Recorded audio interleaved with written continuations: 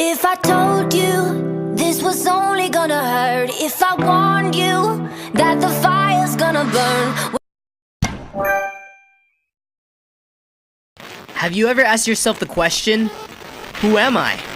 That was the question I kept asking myself over and over again back in high school. You see, I grew up in a small town called Durham, North Carolina. I kind of felt isolated back in school because I was like 1 out of 4 Asians at my school. I remember one time during lunch, I sat down next to some people, and the first thing they said to me was, "Oh hey, look, it's our neighborly friendly Asian here."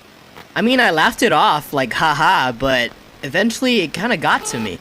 There was another time where I tried to hang out with the popular kids during lunchtime. I was friends with one of the guys on the table, and I went to sit down at their table, and everyone just kind of stared at me like, "Yo, what are you doing here? This is our table, get out of here." They didn't say that in verbatim, but I could tell by the vibes they were giving off. After those moments, I was really confused on who I was or how I was supposed to act around others. And it just made me very angry at myself. Like, I was so angry at myself, it made me become angry towards everyone else, especially my family. I would come home from school and just stay in my room or just use the computer all day because I was so disappointed in myself. All I wanted to do is just fit in or just be a cool kid, you know? During dinner time, whenever my family would ask me how I was or how school was, I would always give them an attitude like, "Yeah, school is fine, you already asked me this yesterday." My brother and my sister told me they used to be so scared of me, they would play rock, paper, scissors to see who would knock on my bedroom door to let me know dinner's ready. They thought a demon would arise from my bedroom and devour them into the shadows of my bedroom.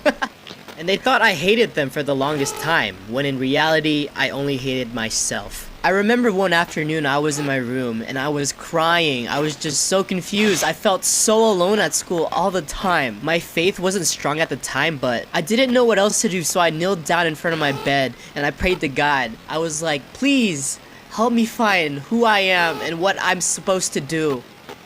Miraculously, I got invited to a youth camp the day after I said that prayer, and I was like, why not? I just need answers right now.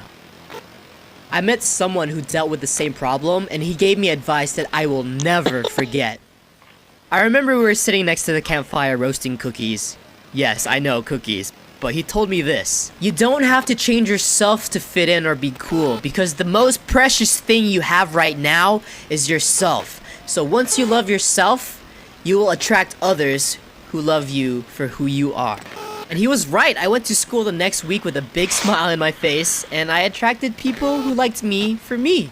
And my relationship with my family grew stronger as soon as I accepted who I am. So that means they don't have to play rock, paper, scissors anymore to see who knocks on my door. So, what's the answer to the question? Who am I? Well, you are you. And you are beautiful. Just be yourself, and don't let anyone change that.